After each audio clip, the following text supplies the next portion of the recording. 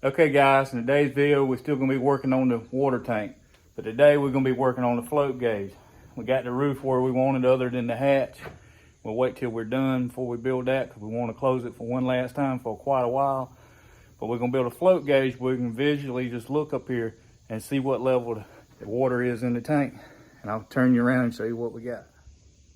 All right, so we're going to work on this float gauge. And I did watch some videos on how some other people did it, and we're kind of going to take some of that and then wing it as well. This is going to be the weight. Probably spray paint this red where we can see it from a distance. This is a weight left over from a float on a sump pump or something. I'm not even sure. Had it in my kind of junk box. Going to use it, paint it red. That'll be my gauge indicator. And then we're going to use this eye bolt to connect to it. That's what's going to be on the outside.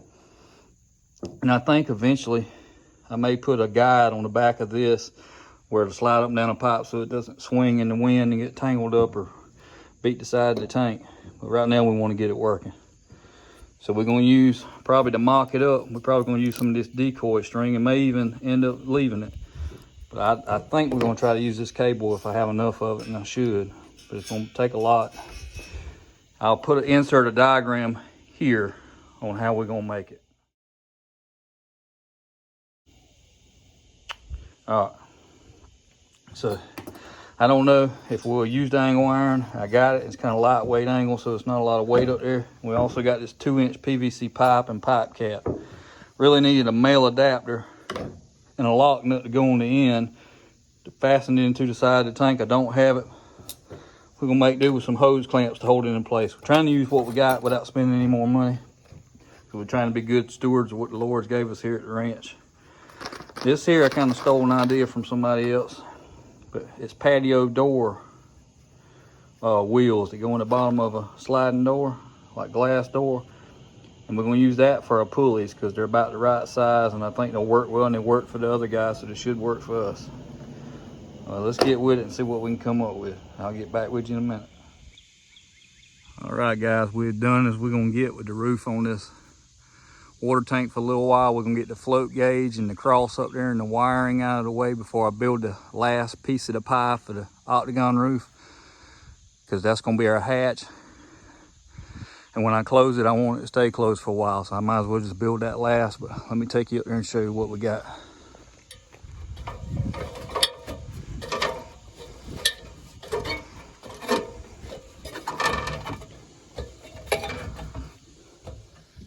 And for all you guys crying safety, as you can see behind me here, once I get on the platform, I do have a safety harness on. I am connected to the framing up there. So if I fall, I should be good to go. And I should fall, and it should keep me on this platform down here if I fall.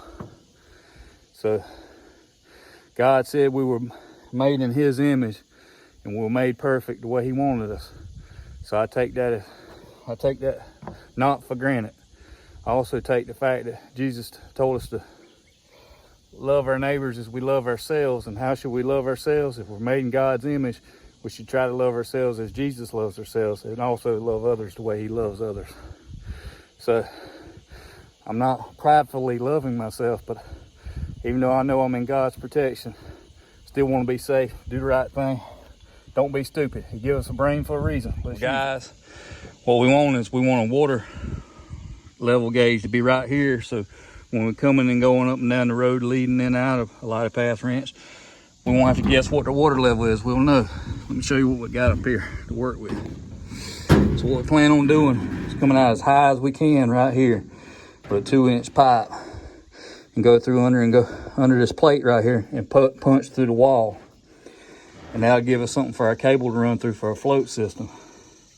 The only thing is we got to be as high as we can because this is our overflow, and we want to be above that overflow because we don't want this acting as an overflow as well and spilling water out on our gauge and onto our deck, rotting out the platform here unneededly and just keeping the ground soaked down below. So that's kind of what we're working with. Then we can build this hatch right here, this last piece of pie, and it'll flip over the right there out of the way. And then we can put the cross on top and all that. Let's get busy with it. Okay guys, this is where I'm at. First pulley Right here, this is the system I come up with. You can see there, I got a nut that's oversized as a spacer. And I got the bolt through there. Got a Teflon nut there. I'm gonna take the grinder when I'm done and cut them all off flush right there with the nuts. And the good thing about these sliding door pulleys, or wheels rather, they have a bearing in them, so they're really good bearing in there.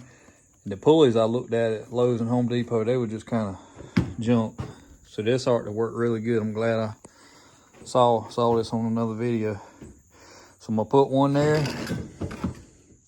gonna put one there. I'm gonna put one there, and then there'll be another one out here on the end. So basically, it'll go down. It'll be a float down here. It'll come up and over this one, and it'll go back down, and there'll be a weight inside the tank, and it'll go up, back over this one, and then it'll go through, and it'll come down this one and have our weighted indicator hanging on here. So this one, you could do this with 2 pulleys, and it would go up, and empty would be at the top of your gauge, and full would be at the bottom. But I want it to read true instead of backwards, just because I can with 2 more pulleys. So that's what I'm shooting for here. So let's get back with it. Okay guys, I kind of got this mocked up on the wall and got it kind of worked out, so it should be close. So when I get it installed on the tank, it should be working right. So here's what we got. Got this gallon bleach jug as a float, but it's also counterbalanced with a little bit of water to give it weight so it'll drop too, because it has to be kind of equally matched. So when the float slowly rises, you'll notice the indicator rises at this weight here in the middle, which is just a couple pipe caps and a close nipple with an eye bolt through the top as it goes down. And I've already got it full of water, so I'll know what it'll be when it leaks and fills up with water. It'll be the same weight. When it goes up, the indicator will read full. The water level goes down, the indicator will slowly go down until it goes to the bottom and reads empty.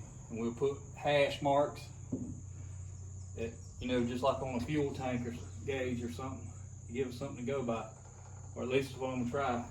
And for right now, I think I'm gonna leave the decoy line on here and make sure it's working good before we go to installing steel cable and all that. Plus, it may actually last a good while. We'll see how it goes.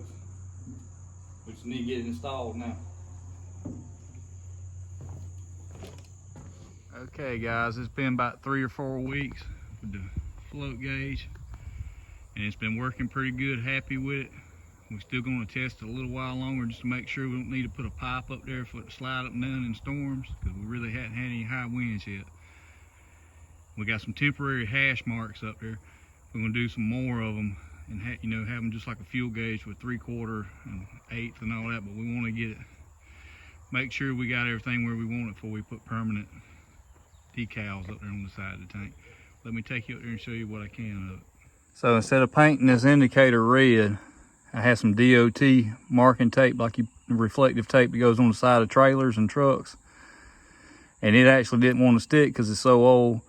So I put some zip ties to hold it on there. That way it'll reflect in our headlights and we'll see where it's at every time we come in and out. Actually, that's what I was going to use for my hash marks, and none of it was any good. But we'll take the vinyl cutter and make some decals. Still may paint this red, but I maybe just leave it like it is or get some new DOT tape. You see here, sunshine on there, where our pulleys are, the pulleys coming out. I'm gonna take you up here and hatch. We just used a hose clamp on the outside and the inside to keep this pipe from moving. There's our float, the water level's at the top, and our jug float, this counterbalance with water for weight, is sitting there. The only thing is this PVC sags a little bit, and I think over time in the heat that may be a problem. And I don't think I need to use metal or anything. I think if I just redo this PVC pipe, instead of cutting all these big slots out of the side, taking so much meat out of it, just take a hole saw from the bottom and drill up, so big enough that you can get the pulley in there and get your fingers in there to start the bolt. I think that'll work better and it'll be strong enough. We're gonna leave it like it is and see how things goes. Keep testing on it and do it permanent when it's time.